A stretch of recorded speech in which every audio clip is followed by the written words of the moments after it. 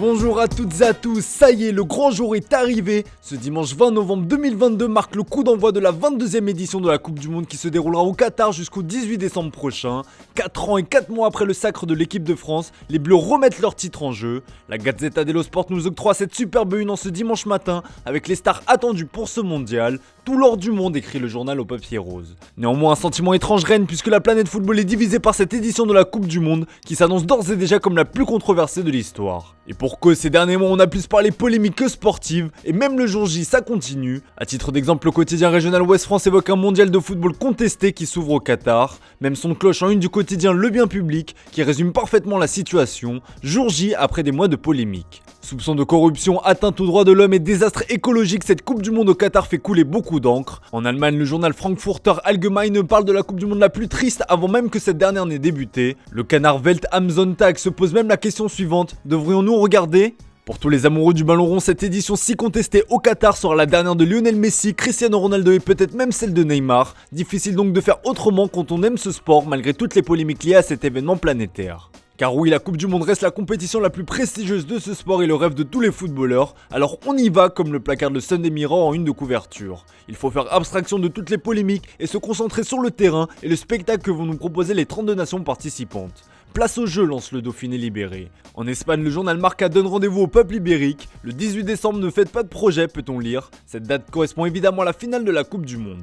D'ailleurs, dans ses pages intérieures, le journal espagnol nous offre de superbes illustrations avec les stars attendues pour ce mondial, en mode super-héros.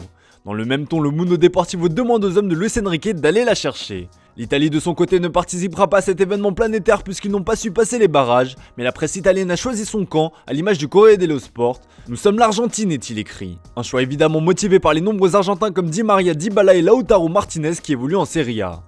Sans l'Italie, cette Coupe du Monde va voir de nombreuses stars manquer à l'appel et à ce sujet, l'équipe de France a appris une nouvelle catastrophique avec le forfait de Karim Benzema. Le ballon de plomb, lâche le journal L'équipe dans son édition du jour. Incertain depuis le début du rassemblement, l'attaquant français devait au moins manquer le match inaugural face à l'Australie mardi. Finalement, une IRM a révélé une blessure importante au quadriceps gauche qui l'empêchera de disputer la deuxième Coupe du Monde de sa carrière. Ce sera donc sans le dernier ballon d'or que les Bleus tenteront de défendre leur titre. Forfait pour le mondial, écrit sobrement Le Parisien, alors que pour la Provence, c'est le coup de massue. En Espagne, la nouvelle fait aussi réagir à l'instar du journal AS qui lui consacre sa couverture. Un mondial sans Benzema, c'est une bien triste nouvelle pour la France et le football. Et Didier Deschamps n'a pas tardé à réagir. Au micro de Téléfoot, le sélectionneur français a assuré qu'il ne sera pas remplacé.